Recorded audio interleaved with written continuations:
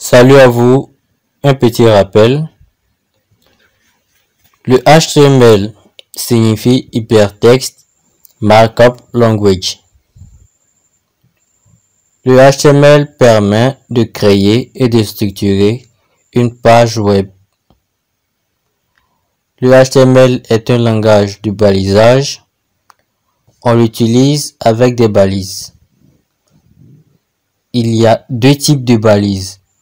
Les balises paires, par exemple le H1 qui est une balise de titre, et les balises orphelines, par exemple le BR qui est une balise de saut de ligne.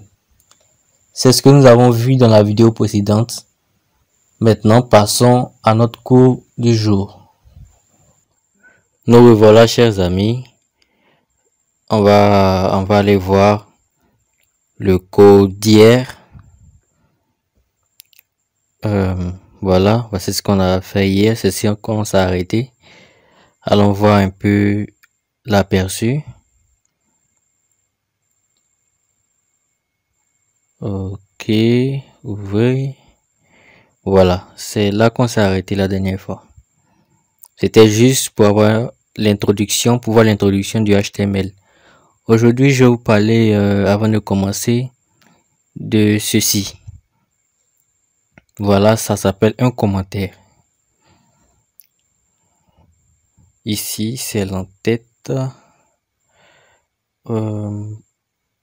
Ici, c'est l'entête qui commence. Voilà.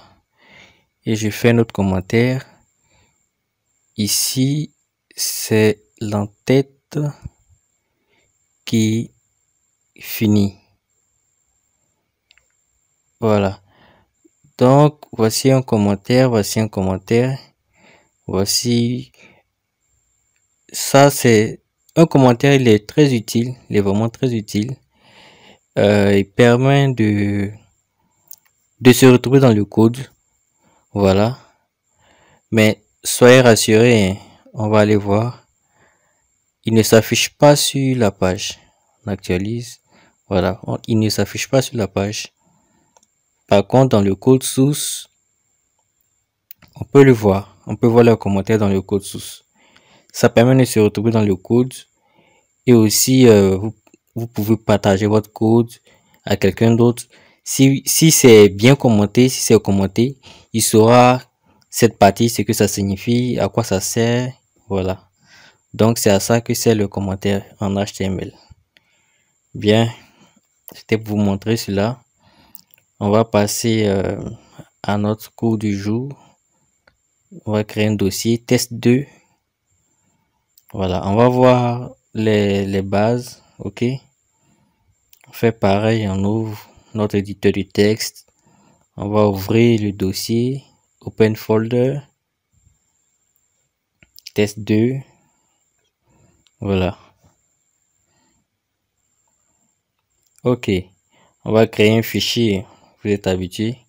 On va l'appeler page 1.html. Voilà. Bien, on va écrire la structure du HTML. J'espère que vous vous rappelez. Voilà, donc type HTML. La balise HTML maintenant. La balise head. Et la balise body. Voilà. La structure du HTML. Ok, on va écrire le titre, title.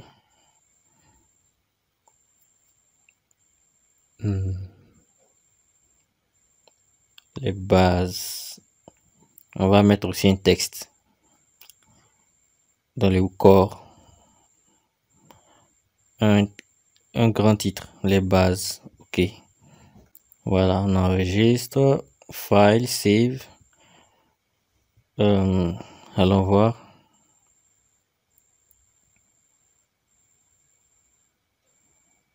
Voilà. On a notre page. Bien. On va faire un petit sous-titre H2. On va voir aujourd'hui les listes. On va commencer par les listes. il y a deux types de listes en HTML. On a la liste ordonnée, OL. OL, vous voyez, ça signifie que dans un élément OL, les éléments de la liste sont ordonnés. Voilà. Quand on écrit OL, on a des éléments de la liste qui sont ordonnés. La balise LI est une balise qui liste chaque élément. Voilà. Donc on en a liste. On va écrire, bon, le premier élément de la liste, manger.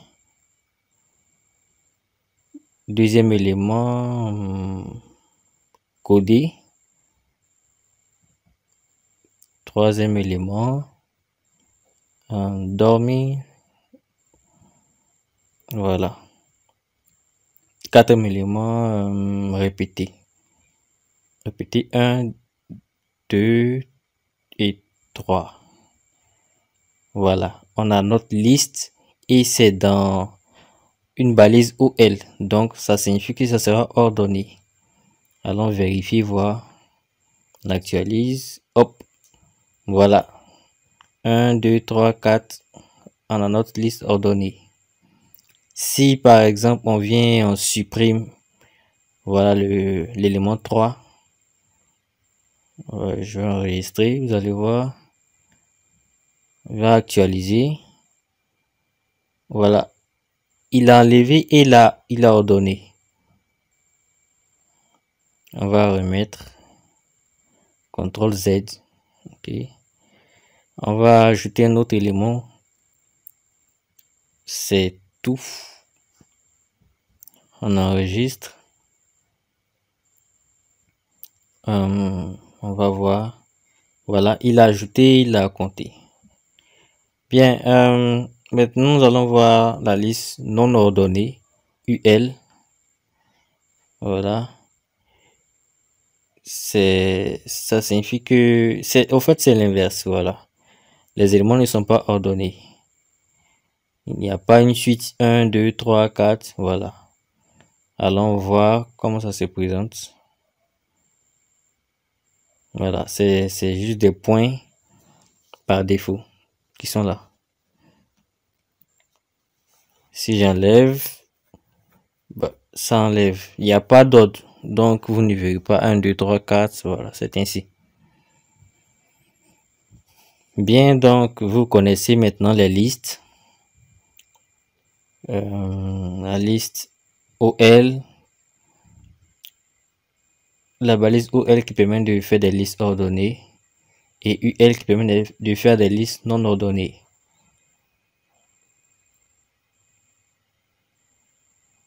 On va faire un ensemble. Google est un géant.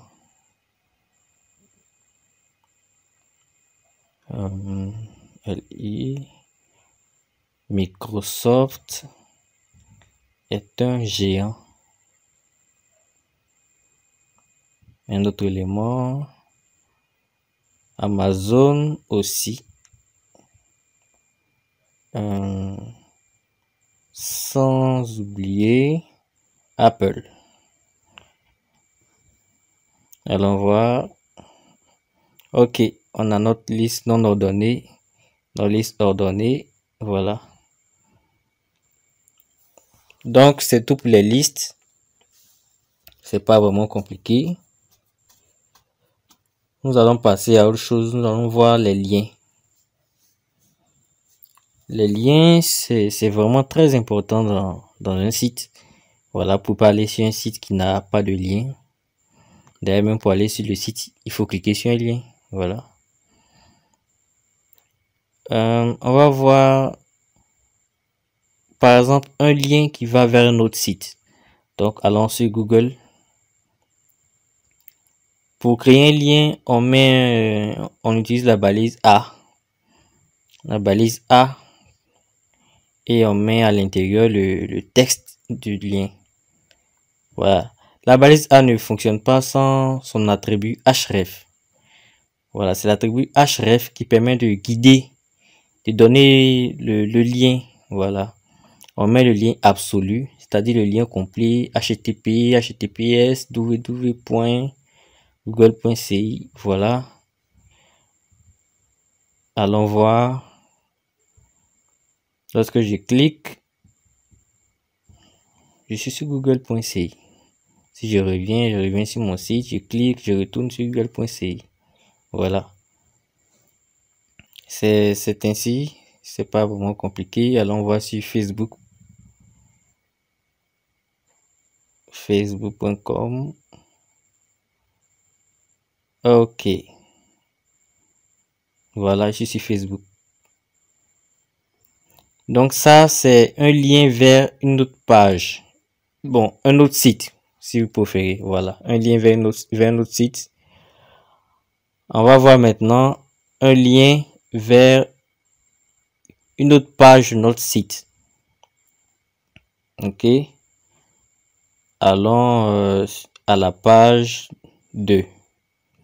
On va évidemment créer une page 2, page 2.html. On va écrire la structure. Hein.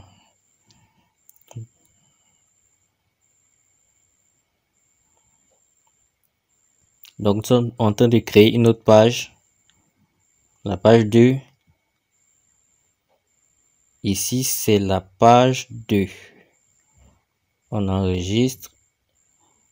Voilà, on va faire le lien de la page 1 à la page 2. Donc, la balise A pour le lien. On met le texte, le href. Et le href va contenir le lien vers notre page. Mais vous voyez que la page 1 et la page 2 sont dans le même dossier. Voilà, ils sont ensemble. Donc, on met directement le nom de la page. Voilà, page 2.html. Ils sont ensemble, donc ça passera. On actualise. Regardez, on clique sur la page 2. On est sur la page 2. Voilà. Alors, la page 2, on clique, on est sur la page 2. De la page 1 à la page 2. Maintenant, on va faire l'inverse. On vient sur la page 2 et on veut retourner sur la page 1. Donc, retenons à la page 1.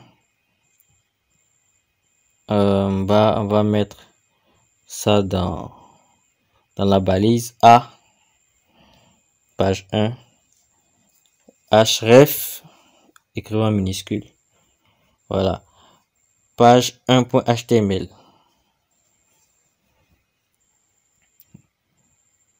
Page 2. Retour à la page 1. Voilà. C'est aussi simple que cela. C'est pas vraiment compliqué. Vous pouvez répondre plusieurs fois pour retenir. Bien, donc ça c'est un lien vers une autre page du site. Nous allons voir comment faire un lien vers une autre page qui est dans un autre dossier. Donc on va créer un nouveau dossier. Appelons ça dossier perso. Oui, dossier perso. Voilà. Ici, voilà, dossier perso, on va créer un nouveau fichier ici, new file, page 3.html. Bien, donc on a notre troisième page. On rentre dans le dossier pour voir la troisième page. Donc, on n'est pas dans le même dossier que page 1 et page 2. Allons à la page 3. Donc, pour faire un lien, c'est comme d'habitude la balise A. Voilà. Le href. Et on va mettre le lien relatif. C'est-à-dire, on quitte de la page 2, on rentre dans le dossier, dans la page 3.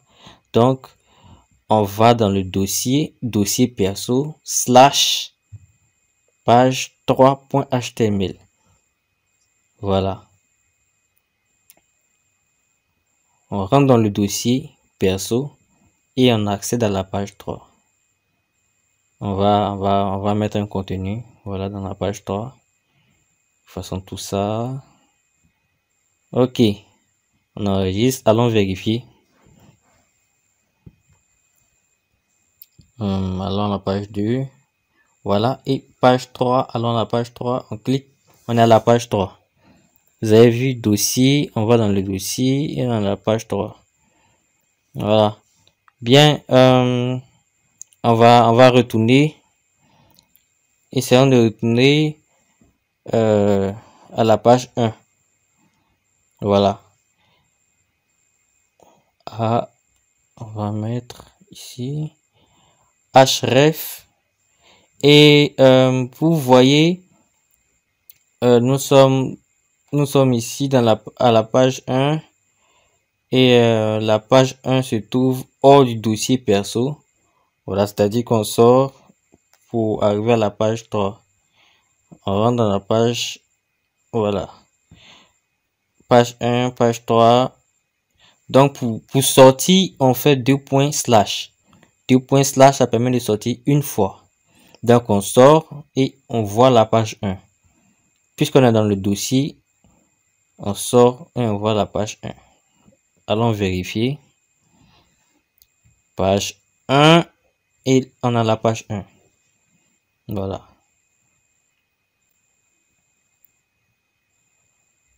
Donc si vous avez retenu ça, c'est vraiment bien. Il faut s'exercer pour bien comprendre. On va voir une autre façon de faire des liens. Allons chercher, voilà, du texte. On va copier tout ça.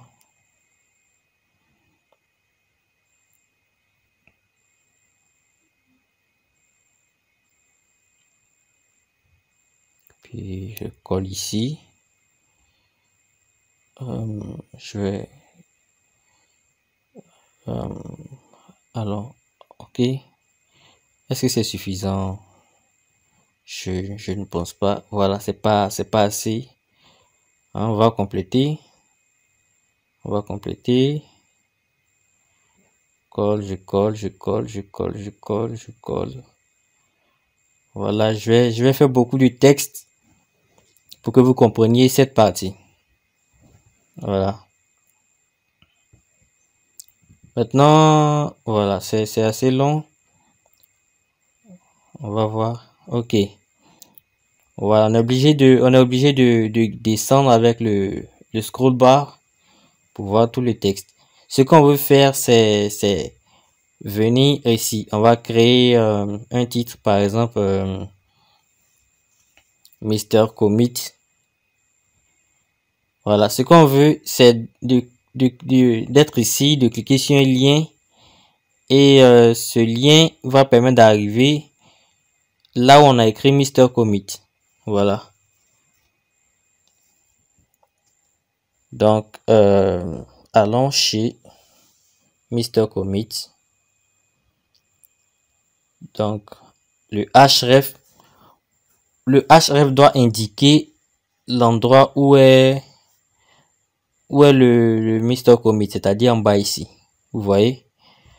Il faut que quand on clique sur le allons chez Mister Commit, on arrive ici. Donc, on va lui donner un ID. Le ID, c'est un attribut qui permet d'attribuer une valeur, une identité. Voilà, unique. Donc, on l'appelle ici moi. Et pour le lien, on va mettre dièse moi. Donc, dièse moi, c'est-à-dire va là où il y a l'idée qui est égal à moi. Actualisons. On clique et hop, on voit. Regardez bien le scroll bar. Je clique et j'arrive en bas ici. Voilà. Ce genre de lien, ça s'appelle une encre. Voilà. On va aller faire ça ici pour vous montrer que de partout, on peut accéder à une encre. Voilà. Qui est ici. Ici. Voilà. Ok, on va ajouter l'encre. dièse, moi. Donc, on va venir ici. Voilà. À Mr. Commit ici. De la page 3, on va arriver à Mr. Commit qui est en bas. Donc, on clique chez Mr. Commit ici et on arrive. Voilà. Donc, vous venez de comprendre comment les liens fonctionnent. Ok. Ça, un lien vers notre site. Voilà. Un lien vers une autre page de notre propre site. Ok. Maintenant, ça c'est si la page, les deux pages sont ensemble. Ça c'est si les pages ne sont pas dans le même dossier. Voilà, pareil. Maintenant, vous avez appris les liens d'encre. Voilà. Et avec l'id qui est un attribut très important. Ok. Il est temps maintenant de voir les images.